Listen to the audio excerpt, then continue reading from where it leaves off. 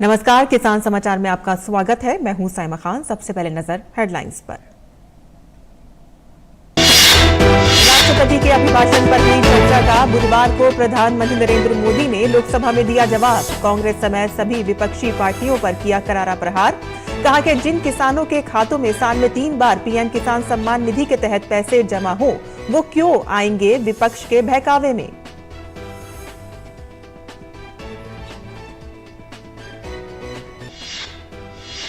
केंद्रीय जल शक्ति मंत्री गजेंद्र सिंह शेखावत ने लोकसभा में कहा कि कम पानी में फसलें उगाने की दिशा में केंद्र का प्रयास जारी। देश में स्मार्ट और माइक्रो सिंचाई को दिया जा रहा है बढ़ावा। गन्ना और धान जैसी फसलें भी कम पानी में उगाने में मिली सफलता। हरियाणा और महाराष्ट्र ने कायम की मिसाल।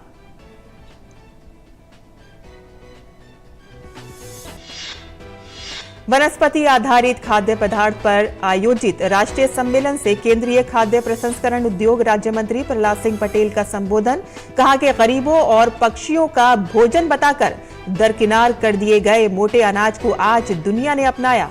भारत की पहल से मिलेट्स को मिला आदर्श अनाज का दर्जा। खादी और ग्राम उद्योग आयोग ने पश्चिमी क्षेत्र में 1463 लाभार्थियों को 100 करोड़ 55 लाख रुपए की मार्जिन मनी अनुदान का किया वितरण।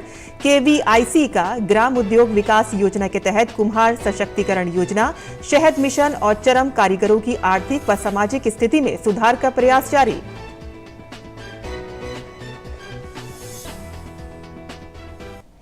और अब समाचार विस्तार से। राष्ट्रपति के अभिभाषण पर हुई चर्चा का बुधवार को प्रधानमंत्री नरेंद्र मोदी ने लोकसभा में जवाब दिया। इस दौरान पीएम ने कांग्रेस समेत सभी विपक्षी पार्टियों पर करारा प्रहार किया। पीएम ने कहा कि देशवासियों का मोदी पर जो भरोसा है वो इनकी समझ के दायरे से बाहर है।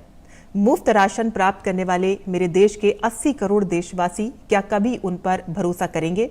One nation one ration card के तहत देश भर में कहीं पर भी गरीब से गरीब को अब राशन मिल जाता है, तो फिर क्यों वो आपकी झूठी बातों पर विश्वास करेंगे?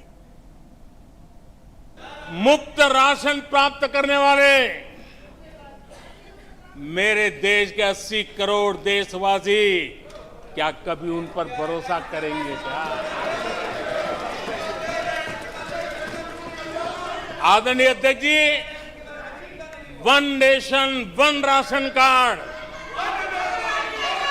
देश भर में कहीं पर भी गरीब से गरीब को भी जब राशन मिल जाता है, वो आपकी झूठी बातों पर, आपके गलत गलीच आरोपों पर कैसे भरोसा करेगा? पीएम ने आगे कहा कि जिस किसान के खाते में साल में 3 बार पीएम किसान सम्मान निधि के तहत 11 करोड़ किसानों के खातों में पैसा जमा होता है, वो आपकी गालियां, आपके झूठे आरोपों पर विश्वास कैसे करेगा? जो कल फुटपाथ पर जिंदगी जीने के लिए मजबूर थे, जो झुग्गी झोपड़ियों में जिंदगी बसर करते थे, ऐसे 3 करोड़ से ज्यादा लोगों को पक्के घर मिले, तो वो तुम्हारी झूठी बातों पर क्या भरोसा करेगा? किसान के खाते में साल में 3 बार पीएम किसान सम्मान निधि के 11 करोड़ किसानों के खाते में पैसा जमा होते हैं, वो आपकी गालियां, आपके झूठे आरोपों पर विश्वास कैसा करेगा? आदरणीय अध्यक्ष जी, जो कल फुटपाथ पर जिंदगी जीने के लिए मजबूर था, जो झुग्गी झोपड़ी में जिंदगी बसर करता था, ऐसे 3 करोड़ से ज्यादा लोगों को पक्के घर मिले हैं। उनको तुम्हारी ये गालियां, ये तुम्हारे झूठी बातें क्यों वो भरोसा करेगा? पीएम ने कहा कि 9 करोड़ लोगों को मुफ्त गैस के कनेक्शन मिले हैं, वो आपके झूठ को कैसे स्वीकार करेंगे? 11 करोड़ बहनों को इज्जत घर मिले हैं, शौचालय मिला है, वो आपके झूठ को कैसे स्वीकार करेंगे? आजादी के 75 साल बीत गए, 8 करोड़ परिवारों को आज नल से जल मिला है, वो माताएं तुम्हारे झूठ को कैसे स्वीकार करेंगी? 9 करोड़ लोगों को मुफ्त गैस का कनेक्शन मिला है, वो आपकी झूठ को कैसे स्वीकार करेगा? 11 करोड़ बहनों को इज्जत घर मिला है, शौचालय मिला है, वो आपके झूठ को कैसे स्वीकार करेगा? आदरणीय अध्यक्ष जी, आजादी के 75 साल बीत गए। 8 करोड़ परिवारों को आज नल से जल मिला है। वो माताएं तुम्हारे झूठ को कैसे स्वीकार करेगी? आगे बढ़ते हैं, जहां केंद्रीय जल शक्ति मंत्री गजेंद्र सिंह शेखावत ने लोकसभा में कहा कि कम पानी में फसलें उगाने की दिशा में केंद्र लगातार प्रयास कर रही है। इस दिशा में स्मार्ट और माइक्रो सिंचाई को बढ़ावा दिया जा रहा है और यही कारण है कि आज गन्ना और धान जैसी अधिक पानी में उगने वाली फसलें भी कम पानी में उगने में सफलता मिली है। हरियाणा ने माइक्रो सिंचाई के क्षेत्र में उल्लेखनीय काम किया है, साथ ही महाराष्ट्र ने भी मिसाल कायम की है। जो कृषि के उत्पाद भारत एक्सपोर्ट करता है, उसको लेकर के माननीय सदस्य ने चिंता व्यक्त की थी कि हम जो चावल निर्यात करते हैं, हम गेहूं निर्यात करते हैं, हम कपास निर्यात करते हैं, हम चीनी निर्यात करते हैं, ये सभी वाटर गजलिंग क्रॉप्स हैं और इनके निर्यात के चलते हम वर्चुअली पानी को निर्यात कर रहे हैं, जो कि भारत जैसे देश में जिसमें पानी की कमी है, निश्चित रूप से चिंता का विषय है। मैं माननीय सदस्य की जानकारी के लिए बताना चाहता हूँ कि भारत सरकार ने जो कृषि के क्षेत्र में पानी उपयोग होता है, इसके उपयोग को कम करने के लिए निरंतर प्रयास किए हैं। माननीय प्रधानमंत्री जी के नेतृत्व में हमने स्मार्ट इरिगेशन को बढ़ावा देने के लिए, प्रेशराइज पाइप्स के माध्यम से इरिगेशन को बढ़ावा देने के लिए, जिसके लिए सामान्यतः माना जाता है कि 20% पानी की बचत होती है। और मैं यहाँ उल्लेख करना चाहता हूँ मध्य प्रदेश का, कर्नाटक का, महाराष्ट्र का, गुजरात का, इन सरकारों ने इस दिशा में बहुत बेहतरीन काम किया है। इसके अतिरिक्त जो है पर ड्रॉप मोर क्रॉप से आपको जानकारी होगी, माननीय प्रधानमंत्री जी ने कहा कि हमें हर एक बूंद से अधिकतम उत्पादन हो सके, इस दिशा में काम करना चाहिए। माइक्रो इरिगेशन को प्रमोट करने के लिए भी सरकार काम करती है। इन सब के अतिरिक्त भी यदि मैं माननीय सदस्य और सदन की जानकारी के लिए निवेदन करना चाहता हूँ, आप सबको इस विषय का संज्ञान है कि इस वर्ष को भारत के माननीय प्रधानमंत्री जी के आग्रह पर और अनुरोध पर मिलेट ईयर के रूप में घोषित किया गया है। मैं ऐसा मानता हूं कि जिस तरह से दुनिया में फूड पैटर्न्स चेंज हो रहे हैं और उसके कारण से जो अवेयरनेस बढ़ रही है, it's an opportunity for our nation, क्योंकि हम दुनिया में सबसे ज़्यादा मिलेट्स पैदा करने वाले देश हैं, सबसे ज़्यादा वैरायटी ऑफ मिलेट्स पैदा करने वाले देश हैं। अगर इस समय में हम अपने किसानों को उसमें प्रोत्साहित करके अपने देश में और पूरे विश्व भर में उपभोग के लिए मिलेट्स पैदा करें तो हम वाटर फुटप्रिंट को नीचे ला सकते हैं। इसके अतिरिक्त भी वाटर फुटप्रिंट को कम करने के लिए विशेष रूप से, क्योंकि ये चावल के संदर्भ में कहा गया है, चावल के उत्पादन में आईसीआर ने इस तरह के सीड वेराइटीज़ को डेवलप किया है कि उन सीड वेराइटीज़ से पानी के उपयोग को 1/4 25% तक लाया जा सकता है। जहाँ 1.2 से 1.8 मीटर तक स्टैंडिंग वाटर, क्यूबिक मीटर तक स्टैंडिंग वाटर की आवश्यकता है, उसको 30 सेंटीमीटर्स तक रिड्यूस किया जा सकता है।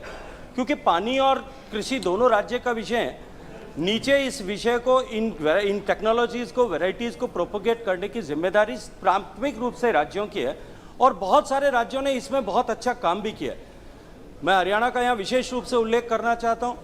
उन्होंने चावल के उत्पादन के रकबे को घटाने के लिए एक इंसेंटिव स्कीम शुरू की और उसके कारण से लगभग 1 लाख हेक्टेयर रकबा उन्होंने पायलट प्रोजेक्ट के माध्यम से जो है वो डाइवर्सिफाई करने में सफलता प्राप्त की है। इसी तरह के प्रयास महाराष्ट्र ने भी किए कि जब देवेंद्र फडणवीस जी की सरकार थी, उन्होंने कहा कि गन्ना और जो है कपास केवल ड्रिप इरिगेशन से ही उगाए जा सकते हैं। हमको निश्चित रूप से इस दिशा में संवेद स्वर से हम सबको भी बात करना पड़ेगा, काम करना पड़ेगा। हमको अपने क्षेत्र में, हम सब लोग अपने अपने क्षेत्र के प्रतिनिधि भी हैं और हम अपने क्षेत्र के लीडर्स भी हैं। हम अपने क्षेत्र में किसानों को अधिकतम उपयोग किस तरह से, पानी के न्यूनतम उपयोग में अधिकतम खेती किस तरह से कर सकते हैं, इस पर हम सबको निश्चित रूप से काम करना पड़ेगा। तब जाकर के हम इसको वर्चुअल ट्रेड बैलेंस को कम कर पाएंगे। केंद्रीय खाद्य प्रसंस्करण उद्योग राज्य मंत्री प्रहलाद सिंह पटेल ने कहा कि प्रधानमंत्री नरेंद्र मोदी के नेतृत्व में श्री अन्न को दुनिया भर में लोकप्रिय बनाने के प्रयास हो रहे हैं और 2023 को पूरी दुनिया अंतर्राष्ट्रीय मिलेट वर्ष के रूप में मना रही है। पटेल नई दिल्ली में एसोचैम द्वारा वनस्पति आधारित खाद्य पदार्थ पर आयोजित राष्ट्रीय सम्मेलन के उद्घाटन समारोह में बोल रहे थे। प्रहलाद सिंह पटेल ने मोटे अनाज को आदर्श भोजन बताते हुए कहा कि दुनिया के एक वर्ग ने एक समय पर इसे गरीबों और पक्षियों का भोजन बताकर दरकिनार कर दिया था, लेकिन आज दुनिया भर में इसे स्वास्थ्य के लिए बेहतर बताया जा रहा है और वर्ष 2023 को अंतर्राष्ट्रीय मिलेट वर्ष घोषित किया गया है।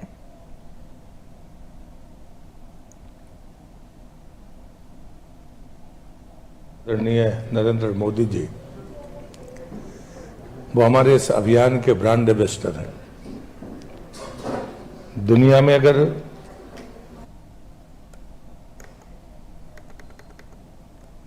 प्रहलाद सिंह पटेल ने कहा कि खाद्य सुरक्षा के नाम पर हमें हमारे पारंपरिक खान पान से दूर कर दिया गया, लेकिन आज हमें अपने अतीत और परंपराओं पर ध्यान देने की जरूरत है। उन्होंने कहा कि हमारे खान पान में मक्का, बाजरा जैसे मोटे अनाज और गेहूं, चावल ही शामिल था और इतिहास इसका गवाह है। पटेल ने कहा कि आज उसी खान पान पर दुनिया ने मुहर लगा दी है और हमें इस पर गर्व होना चाहिए। पटेल ने कहा कि आज दुनिया मधुमेह, कोलेस्ट्रॉल और कई अन्य बीमारियों से जूझ रही है। मोटा अनाज आदर्श भोजन होने के साथ साथ बीमारियों को दूर भी रखता है। उन्होंने कहा कि स्वास्थ्य के प्रति सजगता बढ़ाने के बाद देश दुनिया में वनस्पति आधारित खाद्य पदार्थों की तरफ लोगों का रुझान बढ़ता जा रहा है। समस्याओं से दुनिया जूझ रही है, वो डायबिटीज हो, कोलेस्ट्रॉल हो, बाकी चीजें हो, और वही दुनिया के लोग जिनने हमको उस तरफ ढकेला और बड़ी सरल भाषा में हमारे खिलाफ ये वातावरण बनाया गया कि जो मोटा अनाज है वो तो गरीबों का खाना है, पक्षियों का खाना है, आदमी का खाना नहीं है। अगर आज वही भोजन दुनिया उसे स्वीकार करती है कि नहीं, सबसे आदर्श भोजन तो यही था मनुष्य के लिए, जो बीमारी को नहीं पैदा होने देगा, वो सारी सामर्थ्य उसको देगा। हमारे प्रधानमंत्री हमारे इस अभियान के ब्रांड एम्बेसडर हैं और इसलिए कोई बिना हिचक किए हुए हम अपने रास्ते पर चल सकते हैं। आत्मनिर्भर भारत की दिशा में एक और छलांग लगाते हुए खादी और ग्राम उद्योग आयोग के अध्यक्ष मनोज कुमार ने पश्चिमी क्षेत्र गोवा, महाराष्ट्र, गुजरात, दमन और दीव, दादर नागर हवेली के 1463 लाभार्थियों को 100 करोड़ 55 लाख रुपए की मार्जिन मनी अनुदान का वितरण किया। ये वितरण स्वीकृत 304.65 करोड़ रुपए के ऋण के संबंध में किया गया। इसमें प्रधानमंत्री रोजगार सृजन कार्यक्रम के तहत महाराष्ट्र के 654 लाभार्थियों को 24.38 करोड़ रुपए की मार्जिन मनी अनुदान धनराशि वितरित की गई। ये KVIC द्वारा कार्यान्वित भारत सरकार की एक प्रमुख रोजगार उन्मुख योजना है। इस अवसर पर KVIC के अध्यक्ष मनोज कुमार ने कहा कि प्रधानमंत्री रोजगार सृजन कार्यक्रम प्रधानमंत्री के आत्मनिर्भर भारत के सपने को साकार करने में महत्वपूर्ण भूमिका निभा रहा है। उन्होंने आगे बताया कि खादी और ग्राम उद्योग आयोग अपने विभिन्न कार्यक्रमों के जरिए बहुत कम लागत पर सुदूर क्षेत्रों में कारीगरों के लिए उनके दरवाजे पर रोजगार के अवसर उत्पन्न कर रहा है। मनोज कुमार ने कहा कि KVIC की ग्राम उद्योग विकास योजना के तहत जो पहले हैं, जैसे कि कुम्हार सशक्तिकरण योजना, शहद मिशन, चरम कारीगर सशक्तिकरण योजना, अगरबत्ती बनाना, हस्त निर्मित कागज आदि के माध्यम से उन्नत प्रशिक्षण और उपकरण प्रदान करने, अधिक से अधिक कारीगरों की आर्थिक व सामाजिक स्थिति में सुधार के प्रयास किए जा रहे हैं। KVIC के अध्यक्ष ने एक समृद्ध, मजबूत, आत्मनिर्भर और खुशहाल राष्ट्र के निर्माण को लेकर लाभार्थियों को अपनी इकाइयां सफलतापूर्वक संचालित करने के लिए प्रेरित किया। ये बेरोजगार युवाओं के आत्मनिर्भर भारत को लेकर प्रधानमंत्री नरेंद्र मोदी जी के आदर्श वाक्य "नौकरी मांगने वाले की जगह नौकरी देने वाले बने" को पूरा करने के लिए प्रेरित करेगा। और क्या आपने कोई ऐसी कैंटीन देखी है जिसका खाना स्वाद और सेहत से भरपूर हो?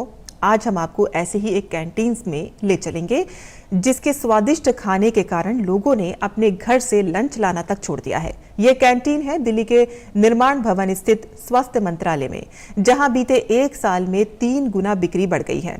और हो भी क्यों नहीं, यहां पर श्री अन्न से जो खाना बनता है। आइए देखते हैं हमारे संवाददाता नितेंद्र सिंह की ये खास रिपोर्ट।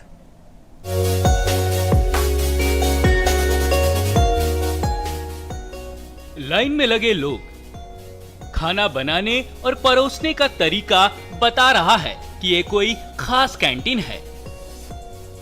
हाल ही में केंद्र सरकार ने श्री अन्न यानी मिलेट्स को बढ़ावा देने के लिए जो अभियान चलाया है, उसका असर स्वास्थ्य मंत्रालय के इस कैंटीन में देखा जा सकता है। इस कैंटीन में श्री अन्न से बने व्यंजन परोसे जाते हैं। इस कैंटीन के खाने में विविधता होती है। हर दिन श्री अन्न से बने खाने के मेन्यू में बदलाव किया जाता है। साफ सफाई का खास ख्याल रखा जाता है। पर डे के हिसाब से हम अलग अलग मेन्यू बनाते हैं। उसमें रोटी होगी, जैसे मंडे को हमारा होता है जैसे बाजरे की रोटी होती है, और ट्यूसडे को हमारा होता है मिस्सी रोटी होती है, और वेंसडे को भाकरी होती है। मॉर्निंग में पुलाव में भी बाजरे का पुलाव, भागर का और ज्वार का पुलाव बनाता है। एक ये मोटा अनाज है जिससे लोगों का डाइजेशन की प्रॉब्लम ना आए। इस कैंटीन में बने खाने के स्वाद का असर इतना है कि स्वास्थ्य मंत्रालय के कर्मचारी अब घर से खाना नहीं लाते हैं और इस कैंटीन के स्वादिष्ट और पौष्टिक व्यंजन का लुत्फ उठाते हैं। जैसे खाएं अन्न वैसे हो मन, इसलिए इसका नाम है श्री अन्न। तो हमने जो भी ये खा रहे हैं, जो जितना भी मिलेट्स का है सारा, इसमें वो खाने में स्वाद में बहुत ही टेस्टी है। रोटी में डिफरेंट वैरायटीज होती है एवरी डे, समटाइम्स रागी, समटाइम्स बाजरा और सारे टाइप के मिलेट्स। इवन ब्रेकफास्ट में भी सम ज्वार का कुछ ब्रेकफास्ट होता है, ज्वार का पोहा, वो भी बहुत टेस्टी होता है। बिल्कुल रेगुलर परोसा जाता है और यहाँ का खाना बहुत ही अच्छा है जो हमें अभी मिलेट्स दिया जा रहा है, और इसमें सारे जो मिलेट्स हैं वो हमारे हेल्थ के लिए बहुत अच्छा है। मैं 2-3 महीने से यूज़ कर रहा हूँ मिलेट्स, तो काफ़ी लाभदायक है सेहत के लिए। और मैं धन्यवाद करना चाहूँगा माननीय प्रधानमंत्री जी ने ये पहल की है। ये बहुत अच्छी पहल है। ये केवल हमारे स्वास्थ्य के लिए नहीं, हमारे किसानों के लिए भी ये काफ़ी लाभदायक सिद्ध होगा। हर दिन इनके पास नई रेसिपी होती है और वाकई बहुत टेस्टी है। घर में हमारे यहाँ सत्तू और ये सब चलता है, और मिलेट्स हम लोग धीरे धीरे अब ला रहे हैं, थोड़ा ज़्यादा मेन स्ट्रीम हो रहा है। और यहाँ एक अच्छी बात है कि यहाँ कैंटीन में भी अब मिलने लग गया है। पिछले साल खोले गए इस कैंटीन के ग्राहकों की संख्या में 3 गुना की बढ़ोतरी हुई है। हमारे लंच निकलते थे 65-70 समथिंग, अब समथिंग 200 के लगभग लंच निकल रहे हैं हमारे, जब से मिलेट्स हमने जब से बढ़ाया है। वर्ष 2023 को अंतर्राष्ट्रीय मिलेट्स वर्ष के रूप में मनाया जा रहा है। श्री अन्न से बने खाने को बढ़ावा दिया जा रहा है। इस कैंटीन में श्री अन्न की शुरुआत अच्छा भोजन अच्छा जीवन के मूल मंत्र के साथ किया गया था, जो अब धीरे धीरे लोकप्रिय हो रहा है। मिलेट्स यानी मोटा अनाज खाने के साथ साथ सेहत का भी खजाना है। मैंने तो अपने थाली में मिलेट्स को अपनाया है, आप भी अपनाइए और स्वस्थ रहिए। कैमरामैन महेश शर्मा के साथ जितेंद्र सिंह, डीडी न्यूज़, दिल्ली। तो मोटा अनाज खाइए और सेहत बनाइए। और किसान समाचार में अब बात करते हैं मंडी भाव की और देखते हैं कि क्या रहा देश भर की मंडियों का भाव।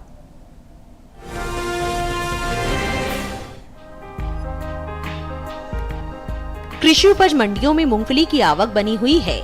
भाव की बात करें तो बुधवार को अमरेली मंडी में मूंगफली के सौदे मजबूती के साथ हुए।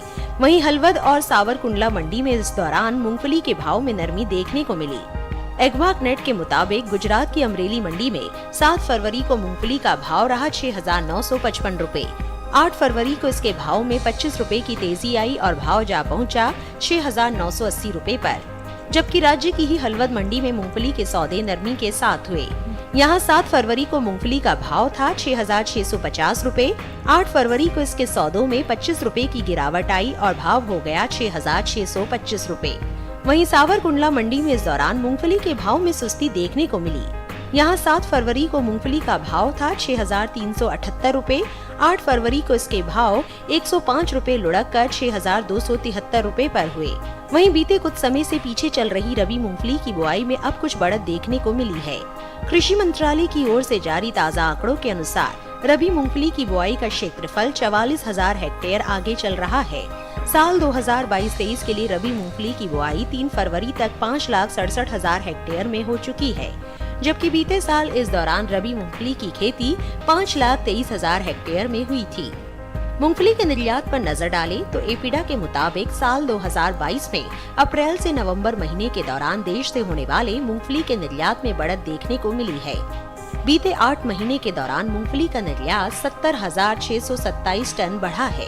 साल 2022 में अप्रैल से नवंबर के दौरान मूंगफली का निर्यात 3,73,927 टन का हुआ है, जबकि बीते साल इस दौरान मूंगफली का निर्यात 3,02,300 टन रहा था।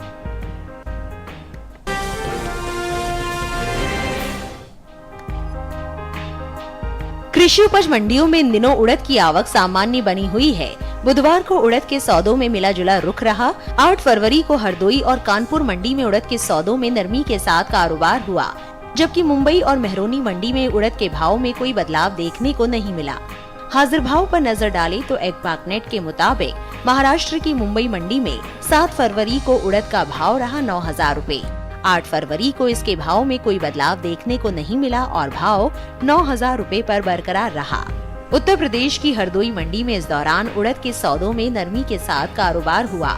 यहाँ 7 फरवरी को उड़द का भाव था 7,425 रूपए। 8 फरवरी को इसके सौदे 15 रूपए लुढ़क कर 7,410 रूपए पर हुए। इसी तरह राज्य की ही कानपुर मंडी में 7 फरवरी को उड़द का भाव रहा 7,950 रूपए। 8 फरवरी को इसके भाव में 150 रूपए की भारी गिरावट आई और भाव 7,800 रूपए पर आ गया।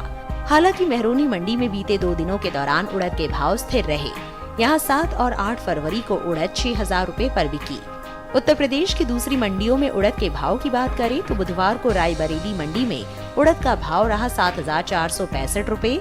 शामली मंडी में भाव रहा 8,360 रूपए, जबकि मुजफ्फरनगर मंडी में इस दौरान उड़द के सौदे 8,360 रूपए पर हुए। वहीं नजर उड़द की बुआई पर डाले तो चालू रबी सीजन के दौरान उड़द की बुआई पीछे चल रही है।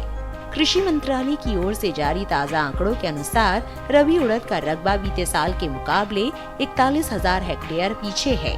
साल 2022-23 के लिए 3 फरवरी तक रबी उड़द की बुआई 7,78,000 हेक्टेयर में हो चुकी है, जबकि बीते साल इस दौरान रबी उड़द की खेती 8,19,000 हेक्टेयर में हुई थी।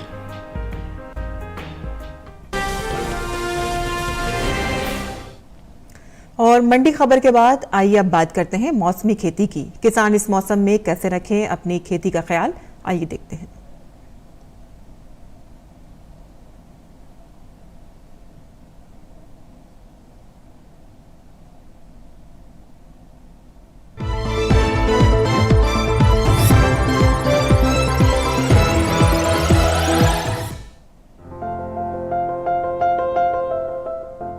पश्चिमी पंजाब में इस समय मौसम शुष्क रहने का अनुमान है।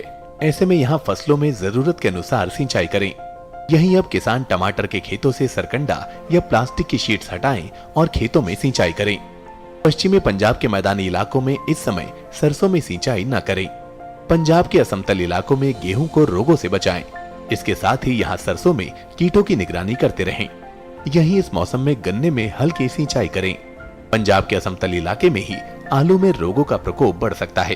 किसान इसकी निगरानी करते रहें और प्रकोप दिखाई देते ही प्रभावित पौधों को जड़ से उखाड़कर नष्ट कर दें। इसके साथ ही कृषि विशेषज्ञों की सलाह से जरूरी दवाओं का छिड़काव करें। पंजाब के उप पर्वतीय इलाके में ये समय सूरजमुखी की बुआई के लिए उपयुक्त है। इसके साथ ही यहाँ 6 से 8 सप्ताह की हो चुकी प्याज की रोपाई मुख्य खेत में कर लें।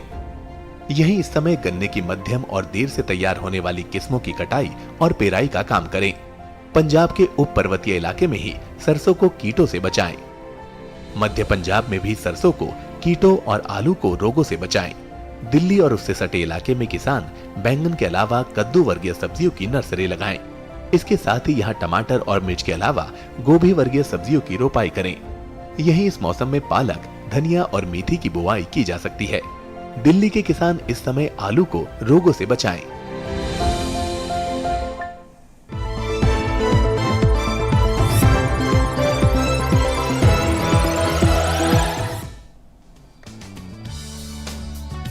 ये मौसम भिंडी की बुआई के लिए अनुकूल है। उत्तरी भारत के मैदानी इलाकों में गर्मी की फसल जनवरी के अंतिम सप्ताह से मार्च तक और बरसात की फसल जून से जुलाई तक बोई जाती है। 1 हेक्टेयर में भिंडी की बुआई के लिए 18 से 22 किलो बीज पर्याप्त है। भिंडी की बुआई करने से पहले खेतों को जोत कर तैयार कर ले। खरपतवार को साफ कर ले। बुआई करते समय कतार से कतार की दूरी 30 सेंटीमीटर और पौध से पौध की दूरी 13 से 15 सेंटीमीटर रखें। किसान भिंडी की कई किस्मों की बुआई कर सकते हैं, जैसे पूसा मखमली, पूसा सावनी, लाल भिंडी और IHR 31 आदि। पूसा मखमली किस्म की भिंडी की लंबाई 6 से 8 इंच तक होती है। ये भिंडी लंबी, सीधी, चिकनी और हरे रंग की होती है। पूसा सावनी किस्म की भिंडी की लंबाई 10 से 15 सेंटीमीटर होती है। ये लंबी, पतली, नरम, चिकनी और गहरे हरे रंग की होती है। पूसा सावनी किस्म की 1 हेक्टेयर में 80 से 100 क्विंटल तक पैदावार ली जा सकती है। लाल भिंडी लंबी, सीधी और गुदेदार होती है, जबकि IHR 31 किस्म की भिंडी की लंबाई 24 सेंटीमीटर तक होती है। ये मोटे गुदे वाली और हल्के हरे रंग की होती है। अगर बात सिंचाई की करें तो बुआई के तुरंत बाद फसल में पहली सिंचाई करें और फिर दूसरी और तीसरी सिंचाई 3 से 4 दिन के अंतराल पर करें। फसल की अच्छी पैदावार के लिए खेतों में समय समय पर निराई गुड़ाई करते रहें।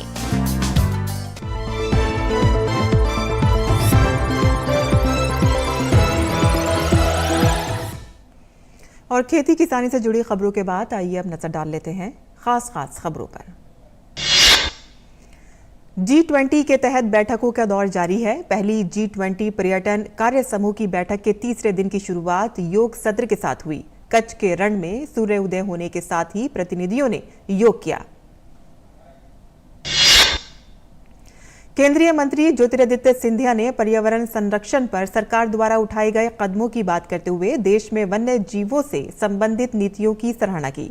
उन्होंने कहा कि पिछले कुछ वर्षों में देश में शेरों, हाथियों और तेंदुओं समेत कई वन्य जीवों की आबादी में अच्छा इजाफा देखने को मिला है।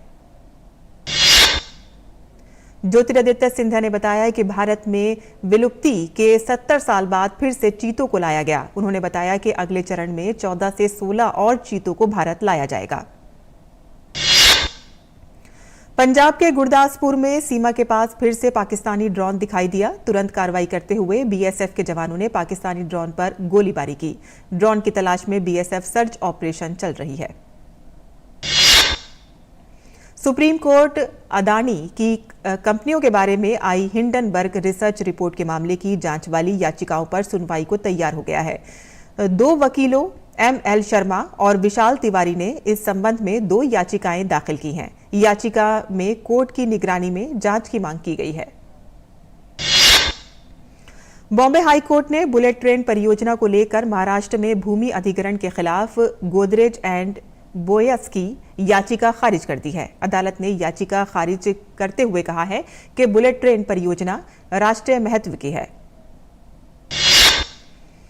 नेशनल स्टॉक एक्सचेंज में फोन टैपिंग से जुड़े मनी लॉन्ड्रिंग मामले में आरोपित NSE की पूर्व चेयरमैन चित्रा रामाकृष्ण को दिल्ली हाई कोर्ट ने जमानत दे दी है। न्यायमूर्ति जसमीत सिंह की पीठ ने ये निर्णय सुनाया।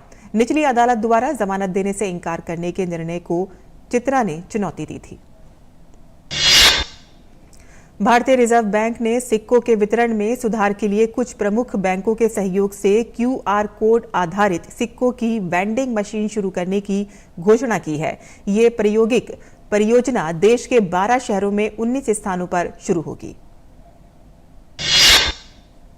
और किसान समाचार में आज के लिए बस इतना ही।